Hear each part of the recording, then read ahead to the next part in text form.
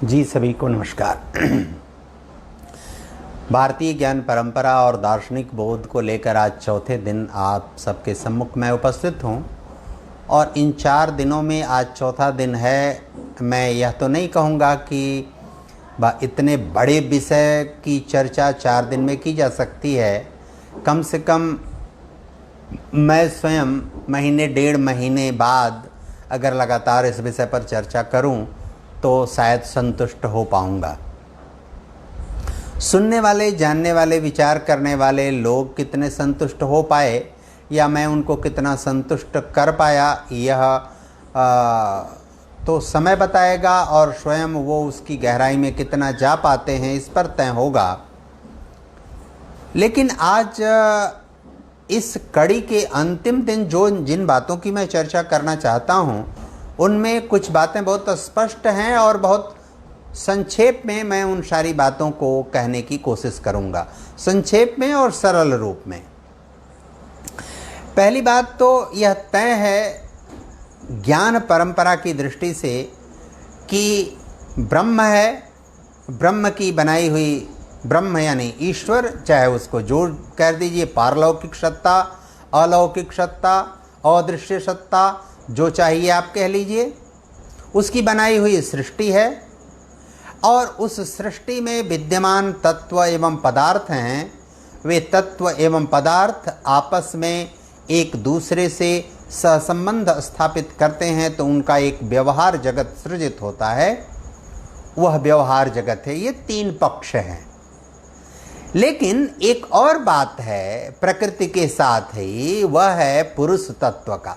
पुरुष तत्व है क्या? वह पुरुष तत्व ही वह तत्व है जिसके कारण वह व्यवहार जगत उत्पन्न होता है, प्रकट होता है, दिखाई पड़ता है। उसके विवेचन विश्लेषण की आवश्यकता पड़ती है, उसके तह में जाने की जरूरत पड़ती है और वही वह पुरुष तत्व है जिसके कारण हम ये समझ पाते हैं और जान पाते हैं कि वह ब्रह्म है, अनामय है, अनादि है, अनंत है। उसकी एक माया नगरी है, एक उसकी सृष्टि है और उसका एक व्यवहार पक्ष है। अर्थात ब्रह्म के बाद जब हम प्रकृति की चर्चा करते हैं तो प्रकृति के साथ साथ हमको पुरुष की भी चर्चा करनी होती है और फिर उसके व्यवहार जगत की चर्चा करनी होती है। इसका आशय हुआ कि वह ब्रह्म, जिसको वेदांत में ब्रह्म सत्यम जगत मिथ्या सब कहा जाता है, यानी जगत यानी सृष्टि यानी प्रकृति और पुरुष, और फिर उसका व्यवहार जगत, ये मिथ्या। मिथ्या इस अर्थ में मिथ्या कि जो ब्रह्म है वही आदि है, अनंत है, अनामय है। वह उसकी कब से है इसका कोई आप समय और काल का निर्धारण नहीं कर सकते। वह था ही, वह रहेगा ही। जो था और जो रहेगा ही वही सत्य है। जो आया है और जाएगा वह सत्य कैसा? वह तो असत्य है, वह तो भ्रम है, वह तो दिखावा है। इस अर्थ में वेदांत उसकी चर्चा करता है। और इन सब ज्ञान की इस परंपरा का जो स्रोत सृजित हुआ वह अनुभूति जन्य ज्ञान वाचकों द्वारा मौलिक रूप में और श्रुति सम्मत तरीके से उद्भूत हुआ है। जब मैं मौलिक शब्द प्रयोग करता हूं तो मौलिक का अर्थ अनुभव नहीं होता। इस बात को हमको ठीक से समझना चाहिए। इन दोनों में बहुत भेद होता है। उस भेद की भी कभी चर्चा हम लोग करेंगे। मौलिक का मतलब होता है नितांत और नितांत मौलिक, नितांत और नितांत वैलिड नॉलेज, ज्ञान, नितांत नया ज्ञान, वह मौलिक होता है। और जो ऋषियों मुनियों की और वो अदृश्य सत्ता की प्रेरणा से जो उतरता है, किसी को निमित्त बना के, किसी को माध्यम बना के, वो श्रुति सम्मत ज्ञान होता है। और इस दृष्टि से हम जब न्याय की, जब वैशेषिक की, जब योग दर्शन की और जब सांख्य की और फिर उत्तर मीमांसा, पूर्व मीमांसा और उत्तर मीमांसा, अर्थात पूर्व मीमांसा का अर्थ मीमांसा, उत्तर मीमांसा का अर्थ वेदांत। पूर्व मीमांसा का अर्थ धर्म मीमांसा और उत्तर मीमांसा का अर्थ ब्रह्म मीमांसा। यह जब हम समझने और जानने की कोशिश करते हैं, विचार करते हैं, तो हमको ये जो सभी दर्शन हैं, षड दर्शन, ये सभी दर्शन हैं, ये सभी दर्शन वही उसी ब्रह्म, उसी प्रकृति पुरुष और उसी उनके व्यवहार जगत के बारे में विवेचन विश्लेषण करते हैं। उसमें कौन महत्वपूर्ण है, कौन मूल्यवान है, कौन थोड़ा कम मूल्यवान है, कौन कितना उपयोगी है, और कैसे उनका क्रिया, उनका कारण, कैसे परिणाम सब संचालित होता है। इसी पर ये अलग अलग प्रकार से विवेचना और विश्लेषण करते हैं। न्याय दर्शन आप जैसा कि जानते हैं, थियरी और थियरम में जो भेद होता है, इसकी भी चर्चा बाद में कभी अलग से करेंगे, क्योंकि उसमें जब आप जाएंगे तो एक लंबा विषय घंटे, 1.5 घंटे, 2 घंटे का हो सकता है। तो जो थियरी है, यानी जो सिद्धांत है, प्रमाण के आधार पर सिद्धांत तक ठीक ठीक तरीके से पहुंचने की जो पद्धति है, वह न्याय दर्शन है। वह प्रमाण क्या है? वह प्रमाण है ट्रू नॉलेज, वैलिड नॉलेज, यानी भारत का ज्ञान। वह ज्ञान क्या है? मौलिक ज्ञान। वह ज्ञान क्या है? वह सिद्धांत क्या है? प्रकृति का एक एक नियम और एक एक रहस्य। वह प्रकृति का नियम क्या है? प्रकृति का नियम है कि जल शीतल होगा। प्रकृति का नियम है कि सूर्य से जो किरण आएगी वो ऊष्मा प्रदान करेगी। प्रकृति का नियम है कि भाप में शक्ति होती है। प्रकृति का नियम है कि पृथ्वी के में गुरुत्वाकर्षण की शक्ति होती है। प्रकृति का नियम है कि प्रकृति में विद्यमान जितने भी वनस्पतियां हैं, तत्व और पदार्थ हैं, वो सब औषधीय गुणों वाले हैं। उनमें से कौन सी वनस्पति किस औषधि से ओतप्रोत है, यह प्रकृति का एक रहस्य है, एक सिद्धांत है, एक नियम है, एक व्यवस्था है।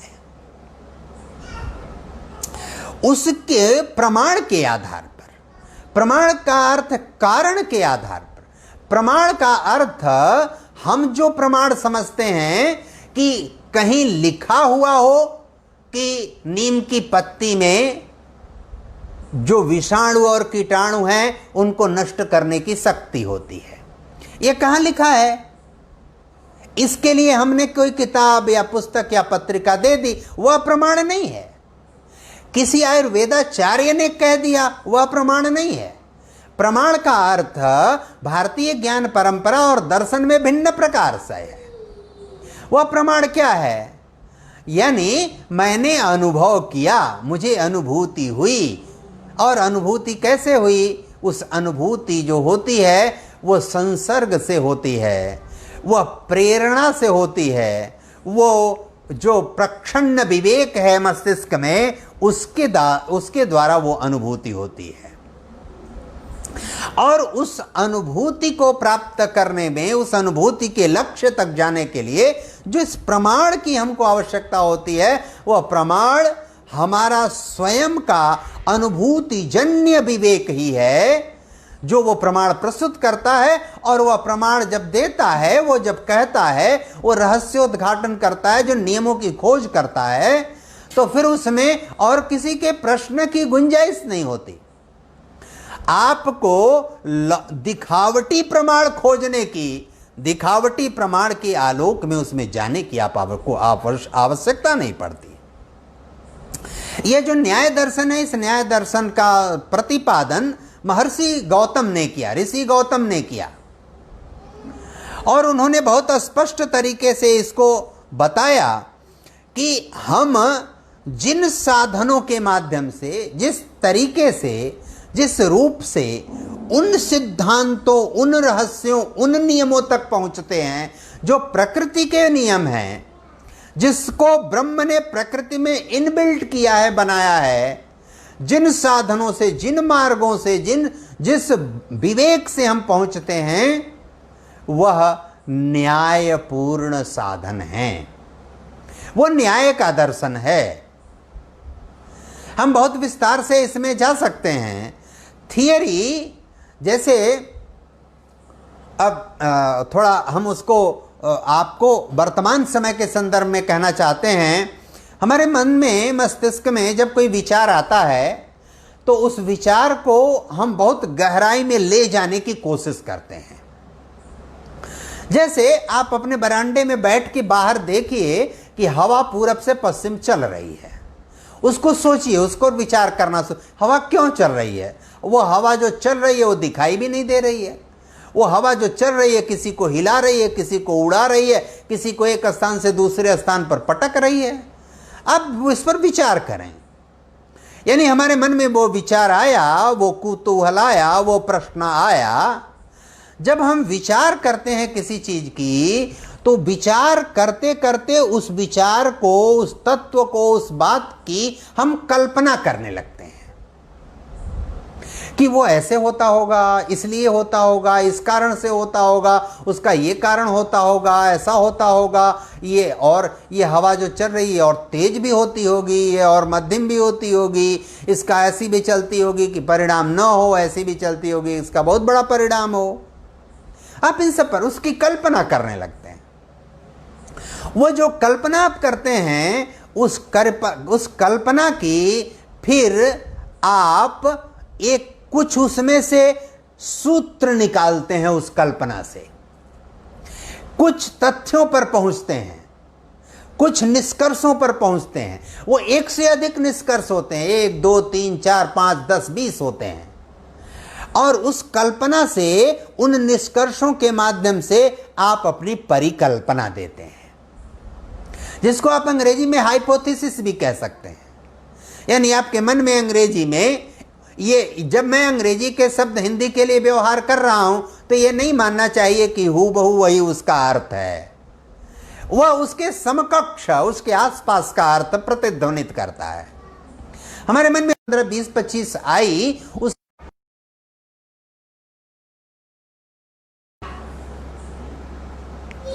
हाँ, कुछ नेटवर्क की प्रॉब्लम होने के कारण व्यवधान आया था, लेकिन हम फिर जारी रखेंगे। तो जो हमारे मन में आइडिया, जो विचार आता है, उस विचार को हम इमेजिनेशन के लेवल पर ले जाते हैं। फिर हमको उसमें से 10 15 20 कुछ हाइपोथेसिस निकलती है, जो बहुत सुसंगत और व्यवस्थित नहीं होती, निर्णायक नहीं होती।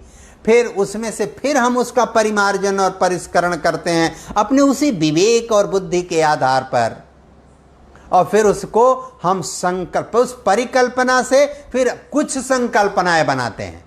10 15 20 में से 2 3 4 फिर छांटते हैं, फिर हम संकल्पना का निर्माण करते हैं। और वो संकल्पना फिर जब और पुष्ट और प्रमाणित होती है तो फिर वो सिद्धांत बन जाता है। उसमें से 1 2 सिद्धांत निकलते हैं। सिद्धांत क्या निकलेंगे? सिद्धांत निकलेंगे कि उच्च वायुदाब केंद्र से निम्न वायुदाब केंद्र की तरफ हवा चलती है। सिद्धांत क्या निकलेगा कि जहां तापमान कम रहेगा वहां उच्च वायुदाब का केंद्र होगा, और जहां तापमान अधिक होगा वहां निम्न वायुदाब का केंद्र होगा। हवा उच्च वायुदाब केंद्र से निम्न वायुदाब केंद्र की तरफ निकलेगी, चलेगी। अब यह जो सिद्धांत है, यह सिद्धांत आपको वहां पहुंचा दे रहा है जहां आप ट्रू नॉलेज या वैलिड नॉलेज की तरफ पहुंच जा रहे हैं। और फिर एक बात निकल के आती है अंत में कि सूर्य का जो तापमान है, वही तापमान उच्च वायुदाब केंद्र और निम्न वायुदाब केंद्र का कारण है। वही तापमान किसी हवा के किसी एक दिशा से दूसरी दिशा में चलने का भी कारण है। जो साधन, जो तत्व आपको उन रहस्यों, उन नियमों तक पहुंचने का साधन उपलब्ध कराते हैं, मार्ग उपलब्ध कराते हैं, वे न्याय दर्शन के विषय हैं। इसी को आप थियरी के क्या डिटेल जब जाएंगे तो उसमें आप इन सारी चीजों को प्राप्त करेंगे।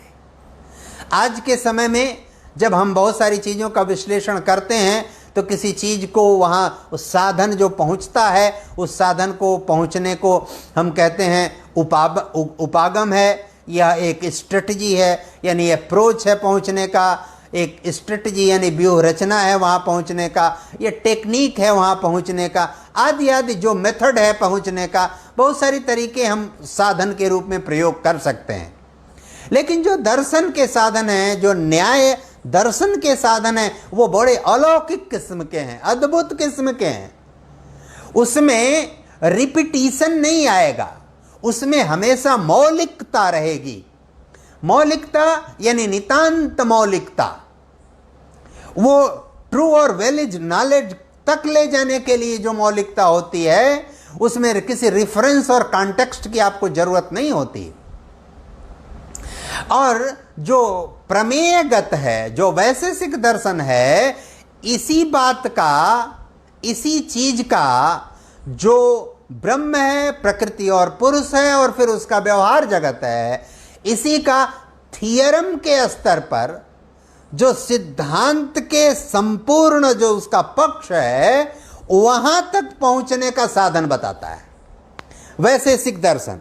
और कणाद पहले के गौतम ऋषि हैं, उसके दार्शनिक, उसके प्रणेता, और दूसरे के कणाद हैं, वो उस आधार पर व्याख्या उसकी करते हैं और वो बताते हैं कि कैसे प्रकृति पुरुष और व्यवहार जगत, और उस व्यवहार जगत के लक्ष्य तक पहुंचना, उसके नियमों तक पहुंचना, उसके रहस्यों तक पहुंचना, उन नियमों और रहस्यों का कैसे अपने लिए उपयोग करना, ब्रह्म को समझना, ब्रह्म कैसे उन पर नियंत्रण रखता है उसको समझना और उसको जानना, ब्रह्म ही कैसे उनके कारक हैं इसको जानना और समझना, यह वैशेषिक दर्शन का हेतु है। तीसरा है जो योग दर्शन, और योग दर्शन के जो प्रणेता हैं वो महर्षि पतंजलि हैं, जिसमें प्रमुख रूप से यम नियम आसन प्राणायाम प्रत्याहार ध्यान धारणा समाधि की चर्चा की जाती है कि कैसे इन सब व्यवहार जगत से होते हुए प्रकृति पुरुष के संबंधों को समझकर, उपयोग कर, संयमित व्यवस्थित सुंदर तरीके से उपयोग करके हम कैसे पुनः, क्योंकि हम जीवात्मा हैं, हम पुरुष हैं और वह पुरुष प्रकृति के सभी तत्वों में जीव का अंश समझता है, और कैसे उस मार्ग से होते हुए पुनः ब्रह्म में समा जाता है, पुनः ब्रह्म में पहुंच जाता है। यानी हम प्राणायाम एक साधन है, यम नियम एक साधन है, प्रत्याहार साधन है, ध्यान साधन है, धारणा साधन है, समाधिस्थ होना साधन है, और वो साधन हमको इन सब लौकिक क्रियाकलापों को करते हुए अंततः वहीं पहुंचा देता है, जिसके द्वारा यह प्रकृति पुरुष अस्तित्व में है, जिसके द्वारा इस प्रकृति पुरुष के व्यवहार जगत का अस्तित्व है।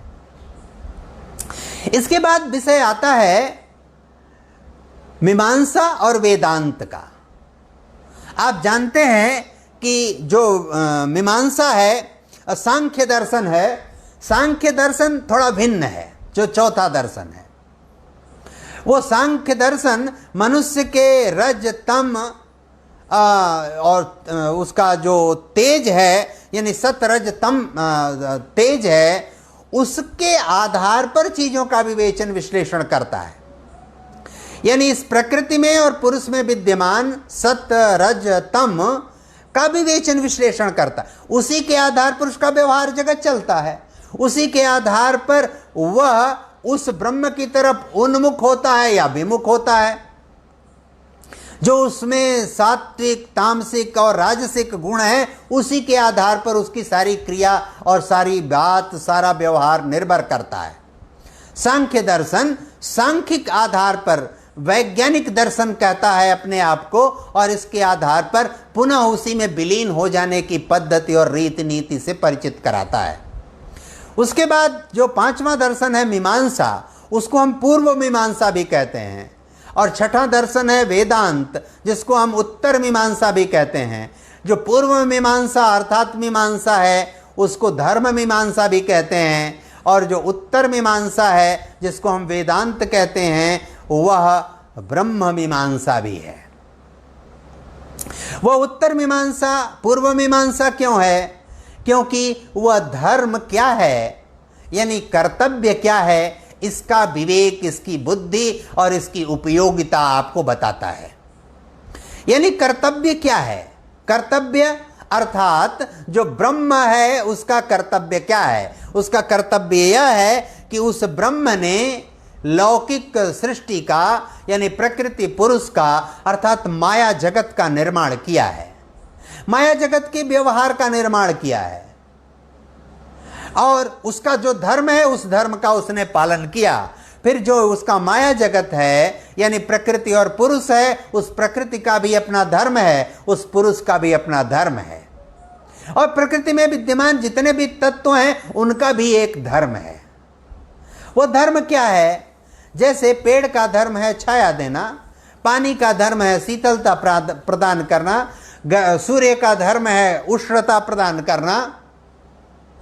इसी तरह से जितने भी पृथ्वी के इस सृष्टि के तत्व हैं, उन तत्वों का धर्म यानी ड्यूटी और रिस्पांसिबिलिटी, कर्तव्य क्या है, उसके विषय में समझ विकसित करता है। और वह समझ उस ब्रह्म के प्रति आस्था और समर्पण रखते हुए उस उत्तरदायित्व का, उस ड्यूटी और रिस्पांसिबिलिटी को समझने के लिए आपको प्रेरित करता है। मीमांसा इन बातों को विश्लेषण करने की आपको सामर्थ्य और विवेक प्रदान करता है। और वेदांत कहता है ब्रह्म सत्यम जगत मिथ्या, यानी इन सब लौकिक चीजों की जो आप व्याख्या कर रहे हैं, जिनके धर्म की, जिनके कर्तव्य की, जिनकी ड्यूटी और रिस्पांसिबिलिटी की आप बात कर रहे हैं, वे सभी तो वास्तव में उस अलौकिक सत्ता, उस ब्रह्म, उस पारलौकिक सत्ता, उस ईश्वरीय सत्ता के ही अधीन है। तो हम इन सब चीजों पर विचार करने, चर्चा करने और इनका डिस्कशन में जाने से अच्छा है कि हम क्यों न उसी का विचार करें, क्यों न उसी की चर्चा करें, क्यों हम न ब्रह्ममय हो जाएं, क्योंकि हम ब्रह्ममय आचरण क्यों न करने लगें, क्यों हम मुक्ति का मार्ग अलग से तलाश करने की हमको जरूरत क्यों पड़े। वो और इसके आप जानते हैं कि वेदांत दर्शन के जो सूत्रपात करने वाले हैं वो शंकर हैं, आद्य शंकर, जिसको हम आद्य शंकराचार्य कहते हैं। उन्होंने वेदांत दर्शन दिया और उन्होंने कहा ब्रह्म सत्यम जगत मिथ्या, ब्रह्म ही सत्य है, बाकी जगत प्रकृति और पुरुष या लौकिक जगत वो सब मिथ्या है। क्योंकि लौकिक जगत जो प्रकृति और पुरुष है और जो उसका व्यवहार जगत है, यह आएगा जाएगा, आता रहेगा जाता रहेगा, यह अनंत नहीं है, यह अनादि नहीं है, यह अनामय नहीं है, यानी इसका विस्तार असीमित नहीं है। लेकिन वो जो ब्रह्म है, जो आदि स्रोत है, अनंत है, वह सत्य है, वह था, वह है, वह रहेगा, ही रहेगा, था ही, है ही। यह उसका जो वास्तविक तत्व है, स्वरूपगत लक्षण है, वह उस रूप में विद्यमान है। इस आधार पर ये जो षड दर्शन हैं, जो भारत के वेदों को, भारत में कहा जाता है आस्तिक दर्शन, षड दर्शन को, तीन दर्शन जिसको त्रिक दर्शन कहते हैं, वो बौद्ध दर्शन, जैन दर्शन और चार्वाक दर्शन है, उनको नास्तिक दर्शन कहा जाता है। लेकिन वास्तव में इसको कहा जाता है जो ईश्वर में अर्थात ब्रह्म में विश्वास करते हैं, वे आस्तिक षड दर्शन हैं। उसमें जो क्या कहते हैं, न्याय है, वैशेषिक है, योग है, सांख्य है, मीमांसा है और वेदांत है। और फिर वो कहते हैं नास्तिक त्रिक दर्शन है, वो है बौद्ध दर्शन, जैन दर्शन और फिर चार्वाक दर्शन, ये नास्तिक दर्शन है। लेकिन ये बड़ा स्पष्ट है, जिस ब्रह्म के आधार पर प्रकृति और पुरुष है, जिस ब्रह्म के आधार पर उसका व्यवहार जगत है, उसका विवेचन विश्लेषण वेदों में, उपनिषदों में, आरण्यक ग्रंथों में और स्मृति ग्रंथों में उपलब्ध है। आदि स्रोत इन दर्शनों के वेद हैं। कहते हैं जो ब्रह्म को नहीं मानता उनके अस्तित्व को नहीं स्वीकार करता, जिसका लौकिक स्वरूप नहीं है, उसको हम नहीं मानेंगे, ऐसा कहने वाले नास्तिक लोग हैं। और जो उनके अस्तित्व को स्वीकार करता है, मानता है, अदृश्य होकर भी है, वो दृश्य भले नहीं है, हम देख भले नहीं पा रहे, लेकिन वो है। और क्यों है? इसलिए है कि यह जो सृष्टि है, यह पृथ्वी है, चंद्रमा है, सूर्य है, बृहस्पति है, शनि है, अरुण है, वरुण है, यम है, ये ग्रह नक्षत्र हैं, ये गतिमान है, दिन और रात की अवधि होती है, पर्वत पठार मैदान है, महासागर और महासागर है, नदियां हैं, हिमनद हैं। अगर वह अलौकिक तत्व नहीं है तो इनको बनाया किसने? ये बड़ा प्रश्न है।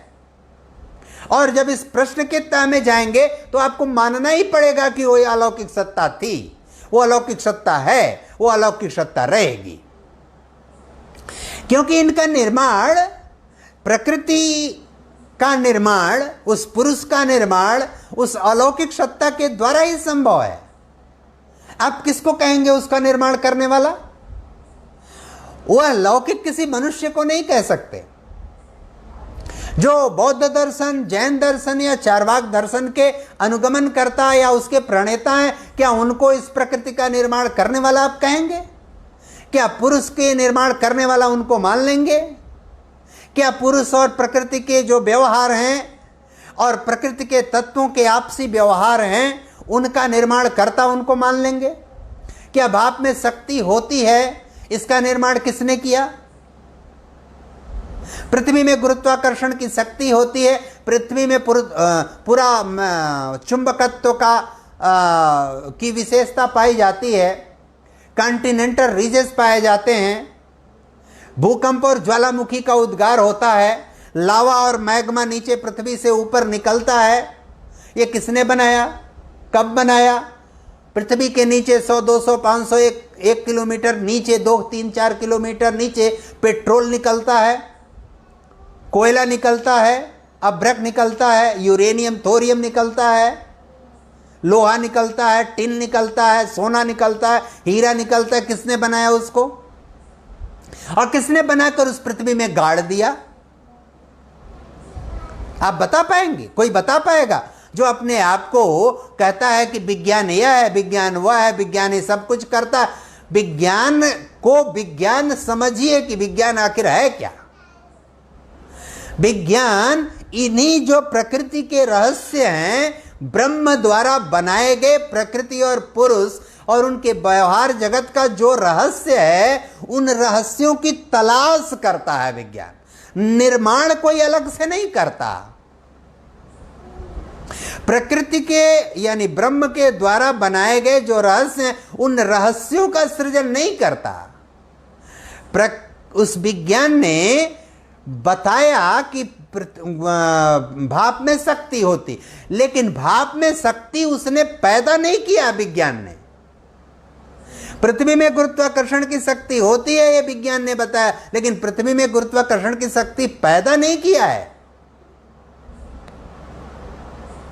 इसलिए जो नहीं मानते हैं और कहते हैं कि वो ब्रह्म आदि अनंत अनामय अदृश्य अलौकिक पारलौकिक सत्ता है ही नहीं, वो नास्तिक हैं।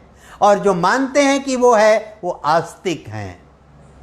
जो नहीं मानते उनको आप उस ब्रह्म का, उस आदि अनंत अनामय का पृष्ठ प्रदेश मान लीजिए, उनके पीछे का भाग मान लीजिए। जो आस्तिक हैं उनको उनका वक्षस्थल यानी सम्मुख भाग मान लीजिए, और जो विमुख हैं, जो पीछे हैं, वो उनका मान लीजिए नास्तिक पक्ष। लेकिन है दोनों उन्हीं के पक्ष, उनसे विमुख नहीं है। किसी अज्ञानता और दूरदर्शिता बस हम किसी को अस्वीकार कर सकते हैं, किसी क्रिया प्रतिक्रिया के कारण अस्वीकार कर सकते हैं, लेकिन जो लोग कहते हैं कि ये दर्शन उनको स्वीकार नहीं करते, उनको मान्यता नहीं देते, उनके अस्तित्व को नहीं मानते, तो क्या ये दर्शन ये बताएंगे कि हिमालय पर्वत का निर्माण किसने किया? क्या ये दर्शन बताएंगे कि अटलांटिक महासागर का निर्माण कब किसने किया? कहते हैं कि प्रकृति की प्रक्रिया के द्वारा हुआ। प्रकृति की प्रक्रिया यानी एक क्रिया, अगर क्रिया है तो उसका कोई कर्ता है। यह तो विज्ञान का सामान्य नियम है। कोई क्रिया है हो रही है तो उसका कोई कर्ता है, और कर्ता है और क्रिया हो रही है तो ही कोई परिणाम आएगा। यह नियम है। तो आप कह रहे हैं कि एक प्रक्रिया है, जिस प्रक्रिया तो होती ही है। एक पुरुष अगर 50 साल का हुआ तो उसके मां के गर्भ में कोई जो क्रोमोजोम्स जाते हैं वो मिलते हैं, तो वहां से प्रक्रिया शुरू होती है। लेकिन वहां से क्रिया भी है, तब वो प्रक्रिया शुरू होती है। और वो प्रक्रिया से गुजरते गुजरते वो व्यक्ति 50, 60, 70, 80 वर्ष का होता है, फिर आयु पूर्ण करता है। तो इस चीज को आप कैसे नहीं मानेंगे? आपको मानना ही है, और मानते ही हैं। वो नहीं मानते हैं, ऐसा बीच के लोगों ने भ्रम फैलाया। कैसे नहीं मानते? वो मानते ही हैं। और मानने का आधार और कारण मैं बताता हूं कैसे मानते। यदि वो न मानते तो बौद्ध दर्शन में जो 8 मार्ग, अष्टांगिक मार्ग बताए गए हैं, वो 8 मार्ग कैसे बताते? वो कहते हैं व्यक्ति के पास सम्यक दृष्टि होनी चाहिए। जो बौद्ध दर्शन के 8 मार्ग हैं, वो 8 मार्ग का पहला है सम्यक दृष्टि। सम्यक दृष्टि का मतलब है कि जो 4 आर्य सत्य हैं उनको स्वीकार करना चाहिए और उस पर विश्वास करना। आर्य सत्य क्या है? श्रेष्ठ सत्य। श्रेष्ठ सत्य यानी ट्रू नॉलेज। ट्रू नॉलेज यानी वैलिड नॉलेज। इस पर भी कभी हम विस्तार से जाएंगे। यानी सम्यक दृष्टि हमारे अंदर होने चाहिए। अष्टांगिक मार्ग में कहते, फिर वो कहते हैं सम्यक संकल्प होना चाहिए व्यक्ति के अंदर, जीव के अंदर। सम्यक संकल्प क्या है? मानसिक और नैतिक आधार पर विकास की प्रतिज्ञा करनी चाहिए। यानी नैतिकता की बात कर, जो नैतिकता की बात करेगा वो ब्रह्म को अस्वीकार कैसे करेगा? नहीं कर सकता। फिर वो कहते हैं सम्यक वाक, यानी हानिकारक बातें और झूठ नहीं बोलना चाहिए। फिर वो कहते हैं सम्यक कर्म, यानी हानिकारक, नुकसानदेह, नकारात्मक कर्म नहीं करना चाहिए। फिर वो कहते हैं सम्यक जीविका, यानी कोई भी किसी को हानि पहुंचाने वाला कार्य, व्यापार और क्रिया नहीं करनी चाहिए। फिर वो कहते हैं सम्यक प्रयास करना चाहिए, यानी अपने को सुधारने का, अपने को ठीक रखने का, यानी अपने आप को नियम, संयम, प्राणायाम, आहार, विहार, प्रत्याहार, ध्यान, धारणा, समाधि के अनुसार चलने के लिए अपने आप को तैयार रहना। यह परोक्ष रूप से कही गई बात है। फिर वो कहते हैं सम्यक स्मृति, यानी स्पष्ट ज्ञान से देखने की मानसिक योग्यता, क्षमता हमारे अंदर होनी चाहिए। यानी हमारे अंदर मौलिक बात, मौलिक ज्ञान हमारे अंदर होना चाहिए। फिर वो कहते हैं सम्यक निर्वाण प्राप्त करने की बात करते हैं। वो निर्वाण यानी मोक्ष प्राप्त करने की बात। कोई लोग कहते हैं निर्वाण और मोक्ष में अंतर है। मोक्ष क्या है? मोक्ष वही है जो पुनः प्रकृति और पुरुष कार्य करते करते, व्यवहार जगत का उपयोग करते करते, कहां जिसने प्रकृति और पुरुष का निर्माण किया है उस ब्रह्म में समा जाते हैं, उस ब्रह्ममय हो जाते हैं। यानी सम्यक मोक्ष की बात करते हैं, सम्यक समाधि की बात करते हैं। ध्यान और धारणा समाधि की बात योग दर्शन में की जाती है। अगर ये अष्टांगिक मार्ग की विस्तार से आप विवेचना व्याख्या करेंगे तो आप पाएंगे कि ये किस प्रकार नास्तिक दर्शन है। अरे आस्तिक दर्शन है, ये नास्तिक दर्शन नहीं है। फिर वो कहते हैं कि पंचशील के 5 सिद्धांत बताते हैं बौद्ध दर्शन में। पांचों सिद्धांत क्या है? हिंसा नहीं करना, फिर वो कहते हैं चोरी नहीं करना, फिर वो कहते हैं व्याभिचार नहीं करना, फिर कहते हैं झूठ नहीं बोलना, फिर कहते हैं नशा का सेवन नहीं करना। ये पांचों विकार से रहित व्यक्ति जो होगा वह क्या ब्रह्म में और ईश्वरीय व्यवस्था में विधान नहीं करेगा? क्या उसको स्वीकार नहीं करेगा? जो नास्तिक होगा वो इसका पालन नहीं करेगा, करेगा ही नहीं।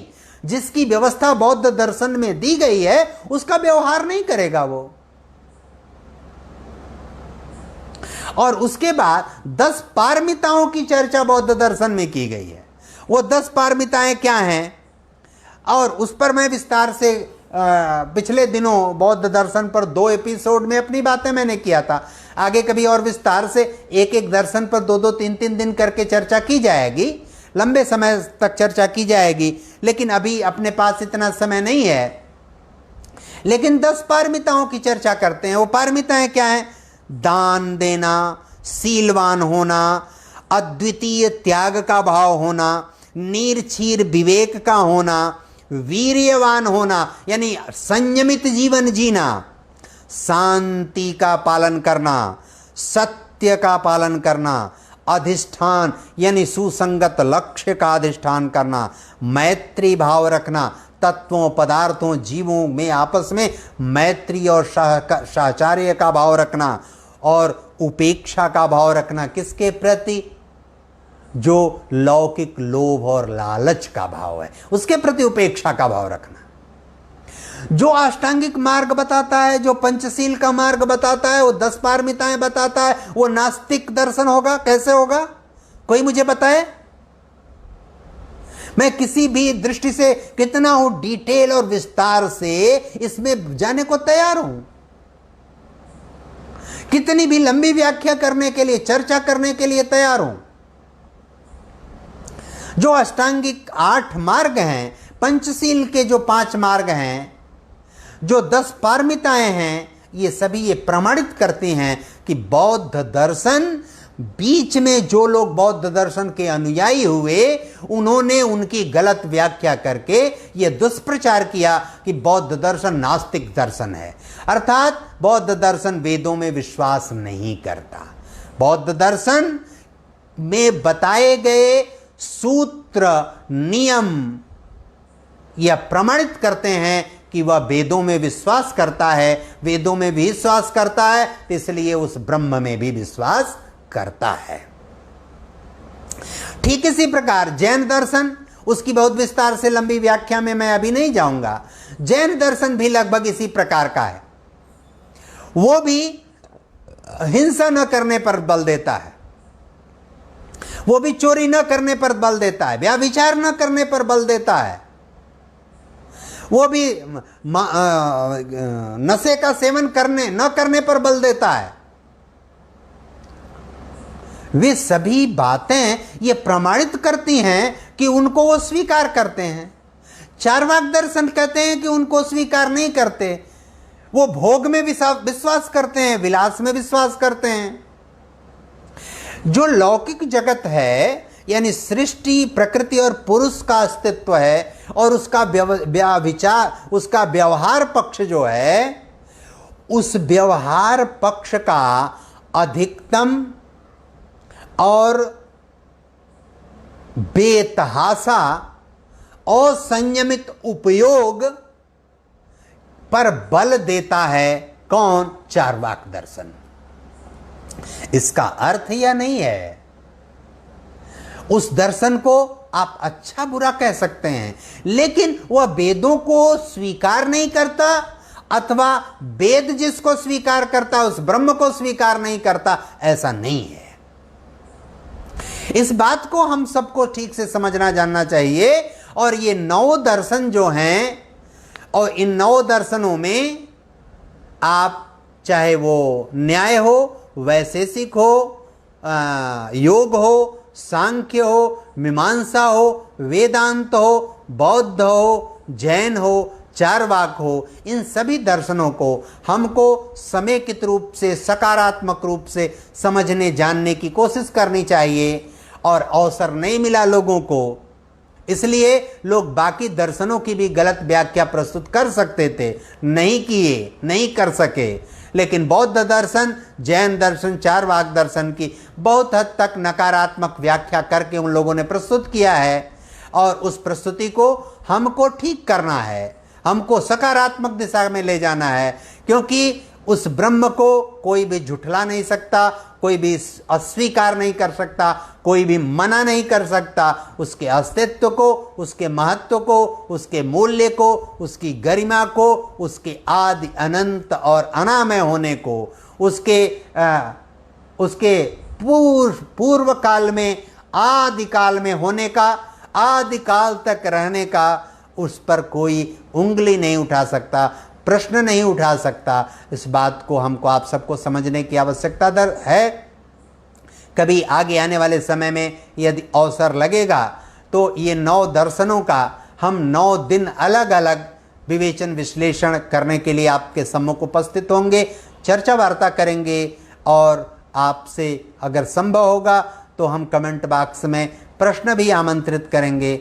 लेकिन आज के दिन भारतीय ज्ञान परंपरा और भारतीय दार्शनिक तत्वबोध को लेकर मैं इतनी ही बात का निवेदन करते हुए अपनी बात पूर्ण करता हूँ। बहुत बहुत धन्यवाद, नमस्कार। जिन लोगों ने सुना, जिन लोगों ने चर्चा किया, बहुत सारे लोगों ने प्रश्न किया, उन प्रश्नों का मैं उत्तर दे पाने की समय के अभाव के कारण यहाँ संभव नहीं है। लेकिन इतनी बात मैं कहना चाहता हूँ कि मौलिकता और अनुभव बहुत अलग अलग चीज़ें हैं। ये बात मैं कहना चाहता हूँ कि हमेशा इस बात को समझिए कि भारतीय ज्ञान परंपरा में प्रमाण है और जो हम जिसको प्रमाण समझते हैं, उन दोनों में बहुत अंतर है, बहुत भेद है। और हमको इस बात को समझना चाहिए कि जो तर्क विज्ञान है, जो तत्व मीमांसा है, ज्ञान मीमांसा है, इन सब को हमको समेकित और व्यापक दृष्टि अपनाकर चर्चा वार्ता करनी चाहिए। हमको ये मानना चाहिए प्रकृति और पुरुष का अस्तित्व किस रूप में है, उसका व्यवहार जगत कहाँ है, उसके पहले जो उनका संयोजन करने वाला है, उनका निर्माण करने वाला है, उनका सृजन करना, किसी की बात में, किसी की कहानी में और किसी के पूर्वाग्रह पूर्ण तरीके से उसकी व्याख्या करने में जाने के बजाय हम सत्य का, वास्तविकता का, नॉलेज का, वैलिड नॉलेज का, ट्रू नॉलेज की तह में जाने का खुद यत्न, प्रयत्न, विवेचन विश्लेषण करके करें, और संभव हो तो किसी उचित व्यक्ति के संपर्क में आकर उससे उसकी चर्चा वार्ता करके अपनी दृष्टि को स्पष्ट करें। धन्यवाद, नमस्कार सभी को।